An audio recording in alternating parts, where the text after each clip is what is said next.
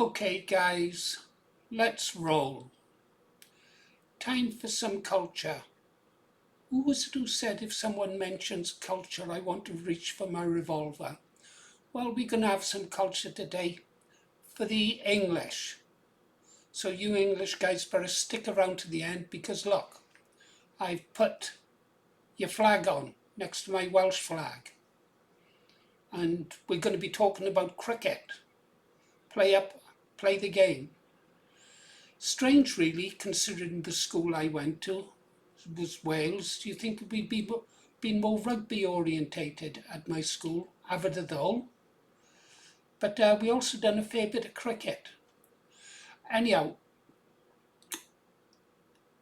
here's who you can blame for what you were about to receive. The lady on the left, that's Miss Lewis. That was taken 1945. Wow, she was there forever. She was there when I was there it must have been round about 1961. She doesn't look no different there to when she taught me. The teachers wore gowns and waterboards, carried canes, and the emphasis was always on duty, honesty, fairness, yeah, and sportsmanship. Sports was really big at Aberdyddol. What was it? The school's motto? Acquium servari mentem? Something like that. To keep a well-balanced mind. My Latin was never the best. I took French and Russian. I can only remember two words of Russian. Lampa and potterlock. Potterlock, ceiling, lampa, light. But there we go. But the emphasis was on sport. Miss Lewis taught English literature, and she was absolutely brilliant. It was her who introduced me to poetry. And debates. We'd have debates every week. And we'd prepare and we'd really go at each other. But it was always civilized and polite, and you would use words to destroy your opponent. Words are important. There were three houses at Aberdyddol. Gwent, which was gold, Penlywyn, which was purple, and appropriately for me, I was in Lancaster, which I'm pleased to say was white. So I was in Lancaster House at Aberdyddol, and I'm an old Devonian. Well, it's Miss Lewis you can blame for what you're about to receive. Going to be playing you a poem, a famous poem. It's all about how what you learn at school can affect you in later life. This should resonate with you English guys, okay?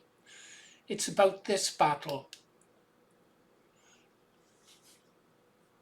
The engagement mentioned in verse 2 is the Battle of Abu Klea in Sudan in January 1885 during the unsuccessful expedition to rescue General Gordon.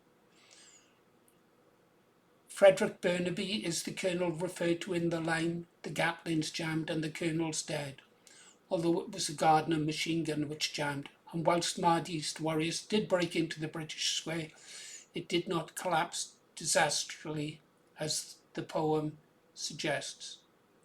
When I was young, I used to read comics like The Valiant and Victor, and in one of them there was a comic strip called The Wolf of Kabul about an English officer out there and his loyal sidekick. I can't remember his sidekick's name, but he carried a cricket bat, which he called Clicky Bar, and that's how he dispatched the fuzzy wuzzers. Oh dear. Anyhow, let's get over to the poem. Yeah. 1 second.